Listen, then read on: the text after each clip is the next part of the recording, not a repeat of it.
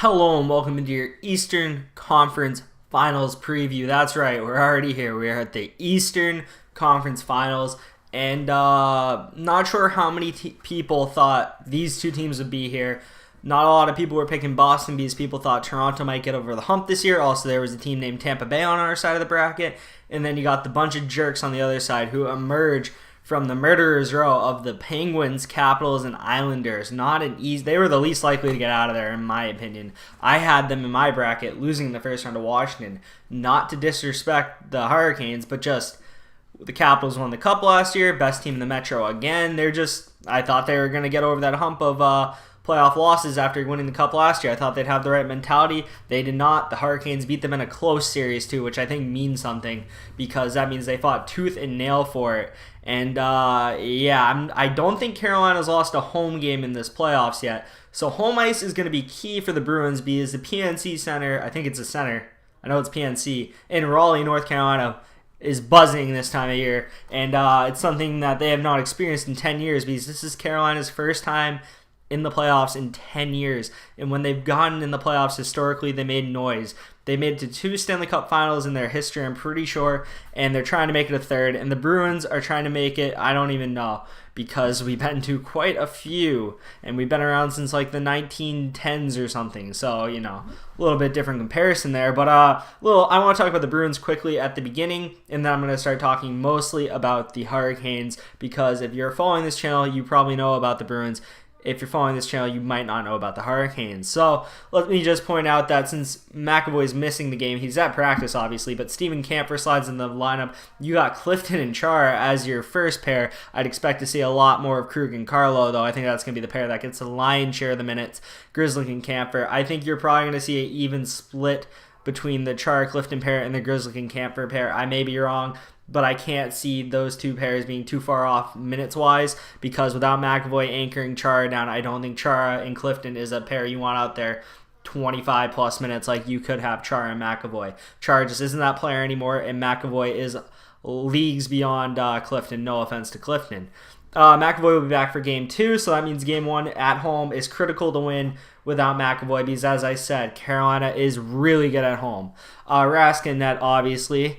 But let's go into the season series. This doesn't matter, but I thought I'd bring it up anyway. We're in a new season now, and also some of these games are a while ago. October 30th, Bruins win 3-2. That's so long ago, doesn't mean much.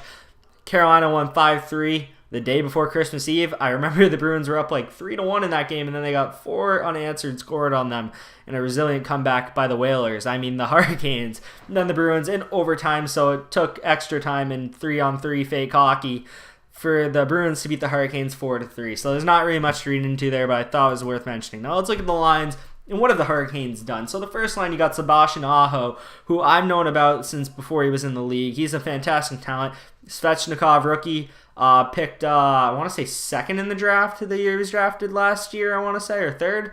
Teuvo Teravainen, good young player, used to play for the Blackhawks. You might know him from there. Justin Williams, Mr. Game 7, clutch guy. 3 cups, 2 with the Kings, 1 with the Hurricanes back in 2006, I want to say. Jordan Staal, solid shutdown center. He's going to be an issue, especially with the matchups when we're at PNC, because his line is usually the one that takes out the other team's best line. How will he do? He's been a good center for a while. He won a cup with the Penguins, I believe, and he's just a solid player. Nino Niederreiter, the trade acquisition from the Wild, he's been solid. Warren Fogle, Lucas Wallmark, Brock McGinn as the third line.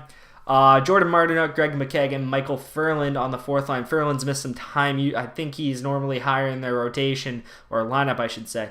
What you really need to look at when looking at Carolina, though, that's really important, is their defense, because they've been getting a lot of points this playoffs. Their top 4 right there, Pesce, Falk, Hamilton, and Slavin, all combined for over 30 points, which is a crap ton for defense in a playoffs where they've only played 11 games. That means they're averaging about 2.9 points per game from their defensive core, which is impressive. Not to mention Hayden Fleury and Calvin DeHaan is not a bad third pair. Peter Mrazek and Curtis McElhinney. Curtis McElhinney started the last few games of the Islanders series. They obviously swept the Islanders, so Mrazek got rest, and he's back in action tonight. He's been okay. McElhinney was very good stats-wise compared to Mrazek, but they're going with Mrazek because he has been the guy to get more starts in the playoffs as of late. As you can see, First round, they beat the Capitals in 7 close series, swept the Islanders. Now let's look at their postseason stats. Right there, you can see on the left the points. As I mentioned, top point getter is Jacob Slavin, who Patrice Bergeron said is an underrated player, and that is no small praise when Patrice Bergeron is pointing out that you are a good player. 11 points in 11 games, 11 assists. Teravainen with 9, Foegele with 9. Fogel's a nice young player, 22 years old. Look at how young those top 4 scorers are. 24, 24, 22, and 21. This team could be around for a while. Jordan Stahl, 30, the savvy vet.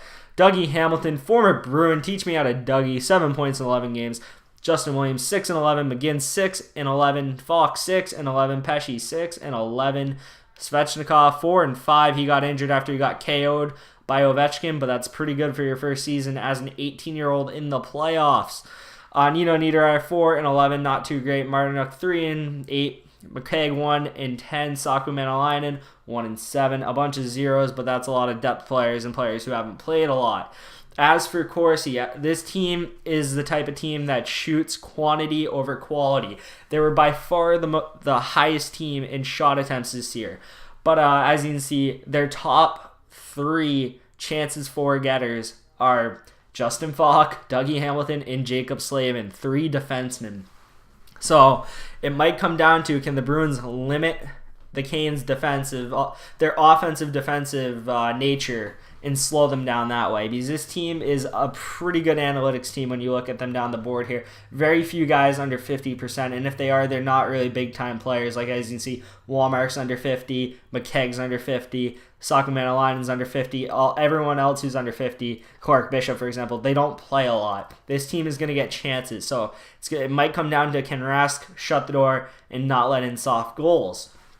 It's going to be very interesting because I feel like if you limit their production from the point, you might be able to beat them. But we'll compare them to the Bruins now. As you can see, goals per game, both of them at 3.1. Bruins have played 2 more games, I got to point out.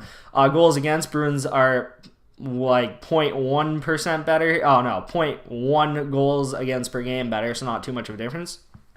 Differential, Bruins are plus 12 goal differential in the playoffs, Hurricanes plus 9. It's a very small sample size, but it's what you got to go on because you can't go based on the postseason just because of how long it is and how different the teams are from the first half of the season. As you can see, their scoring chance differential in 2 less games, the Hurricanes are second in scoring chances or shots for shot attempts against. So they're really going to rack up. They're probably going to outshoot you most nights. The question is, are they going to be quality chances? And is Tuukka going to be able to save them? That's really what's going to come down to, because I remember watching it. They're a faster team than the Bruins. They're a younger team than the Bruins, but they don't roll as deep as the Bruins. The Bruins will roll all 4 lines. The Hurricanes are a little more hesitant to do that compared to the Bruins, who will play anyone who's playing good for more minutes than they probably should get. The difference that I think may decide the series, and this is always if you're hot or not type of deal with these, because these can change in an instant. But if they go the way they've been going this playoffs, special teams is the only real edge besides maybe goaltending I think the Bruins have, because I think everything else is kind of a wash. Because you can say the Hurricanes are probably going to get more scoring attempts. The Bruins will probably get better goaltending. That should cancel out, in my opinion. Now you got to look at special teams where the Bruins kind of wipe the floor compared to the Hurricanes. The Bruins have the best power play percentage in the playoffs so far at 28.6%. Carolina all the way down there at 14th. They're the worst team left power play-wise at 10.5%, and that is kind of surprising considering how many points their defensemen get. That means their defensemen are getting these points at 5-on-5, which is a little concerning and kind of makes me question if maybe they should run 2 defensemen on their power play, but I haven't been able to watch enough of the Hurricanes to judge that. But 10.5% is pretty bad, and the Bruins have a pretty good penalty kill at 83.8%, which I think is it's about 5th in the playoffs, 4th? No, it's about 6th or 7th. It's middle of the pack. Whereas the Hurricanes have 75% penalty kill, which is worst among the teams still alive, as you can see. Oh no, it's tied with St. Louis at 75. And San Jose's at 80.8, so we have the best penalty kill and the best power play still alive right now. So if the Bruins special teams can get to work and do that, that might just be the edge that the Bruins need. Besides that, I think it's pretty even down the middle between these 2 teams.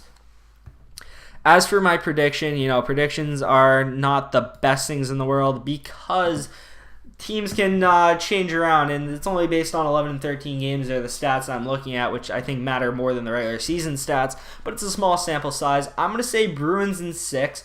I think the Hurricanes are a good team, and I think the Hurricanes' first road loss will come in Game 6. I would be surprised. I think the Bruins split Games 1 and 2 with the Hurricanes. I'd say the Hurricanes might win Game 1 because McAvoy's out. Bruins win Game 2. I'm going back on what I said. I don't think, well, I'm contradicting what I said, I should say. I think they split Games 1 and 2, split Games 3 and 4, and then Bruins win 5 and 6. That's how I think it's going to go. And as for the other side of the bracket, right now you have the Blues and the Sharks. Which one would I want to face? I think we're a better matchup against the Sharks. But at the same time, the Sharks seem like a more talented team offensively. But I'm not sure I want to face Binnington. So, I'm not really going to predict the West, but it's going to be interesting to see how that one plays out. I think the Bruins win this one in 6. I could be wrong, but hopefully some Hurricanes fans come into the comments. Not sure how many of you there are that will wander into this video. But good luck to you guys as well. I hope it's a nice, clean series. Hopefully no suspensions or dirty play. Let's enjoy the Eastern Conference Finals, guys. Let's go Bruins.